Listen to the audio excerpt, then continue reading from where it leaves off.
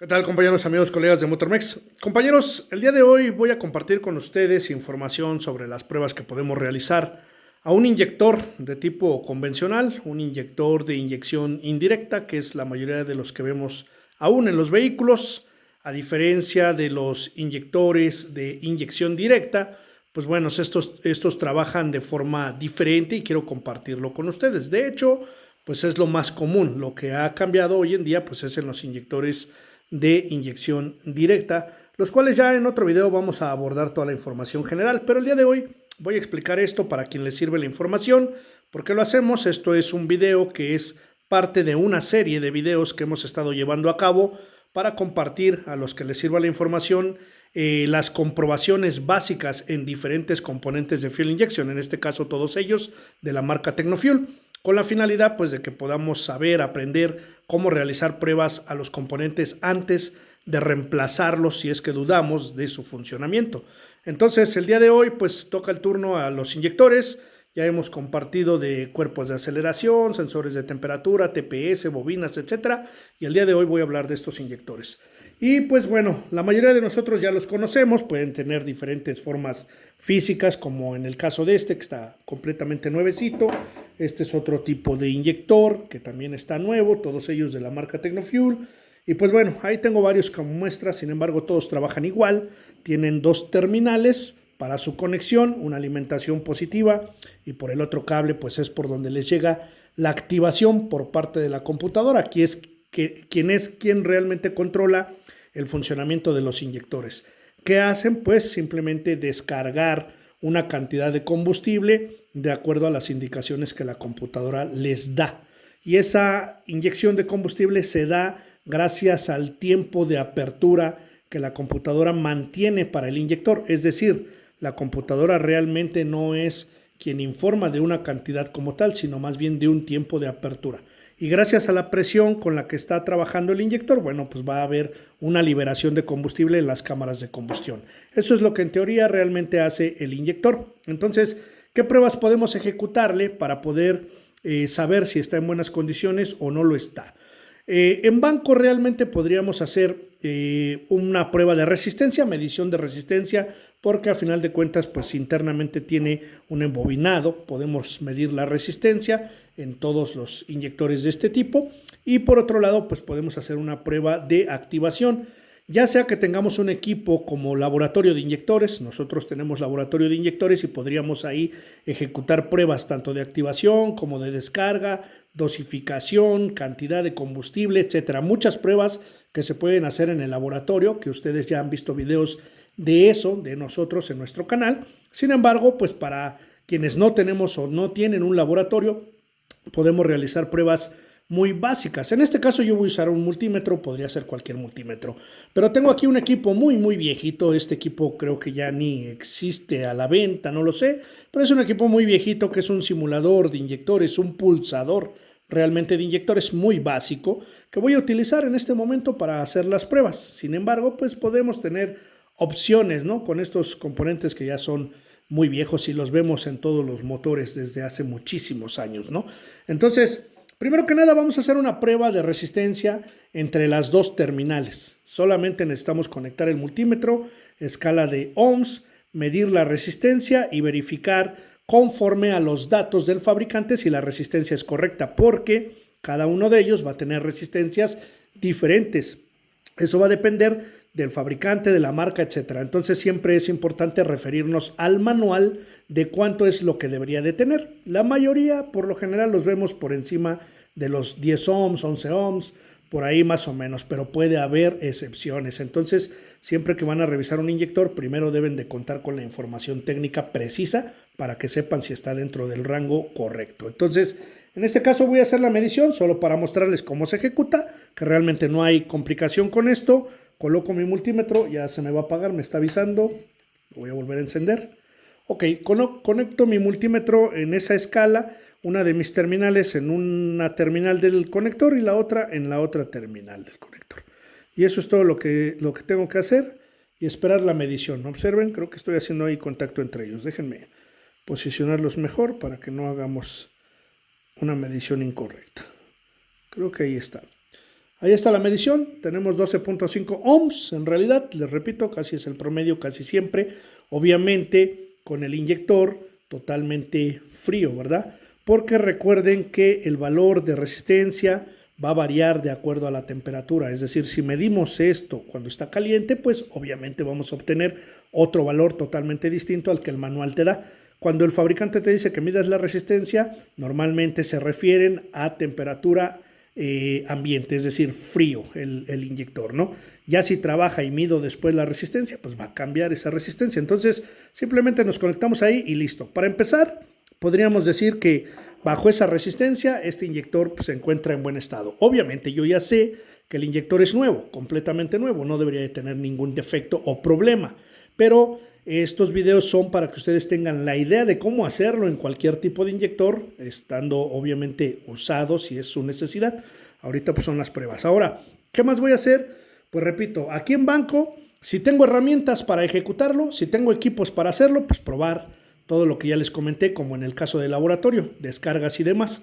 Si solamente cuento con una herramienta básica que me ayude a pulsarlos, pues por lo menos pulsarlo.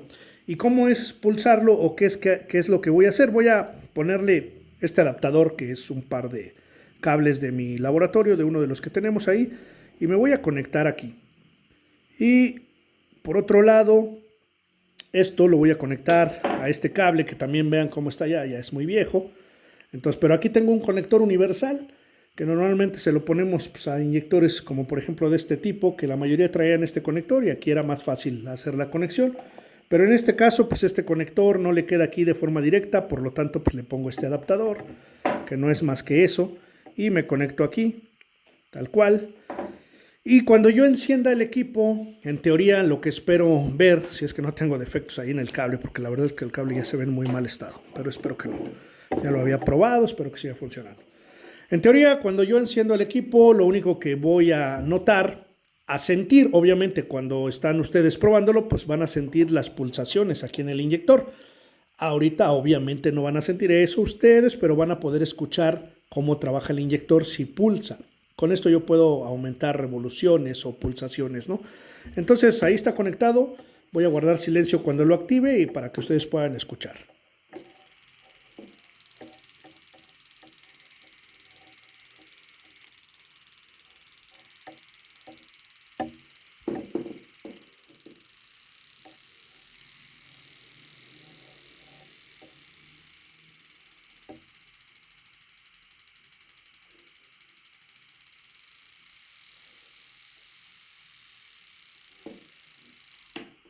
Ok, eso es todo realmente. Ahí obviamente con eso yo ya sé que el inyector sí está trabajando, sí está pulsando, sí se está activando.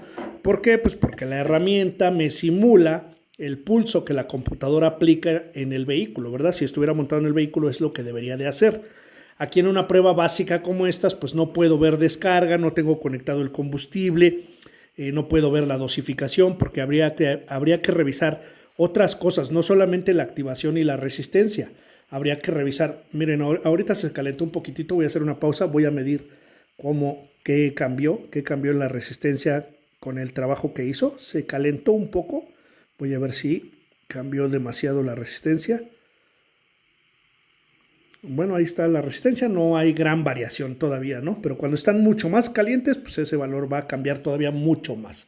Pero bueno, era solamente para comprobarlo. Entonces, les comento, un inyector no es solamente saber que se activa y no es solamente saber que tiene buena resistencia. Si tiene mala resistencia, puedes descartarlo y decir esto ya no va a funcionar bien, aunque funcione.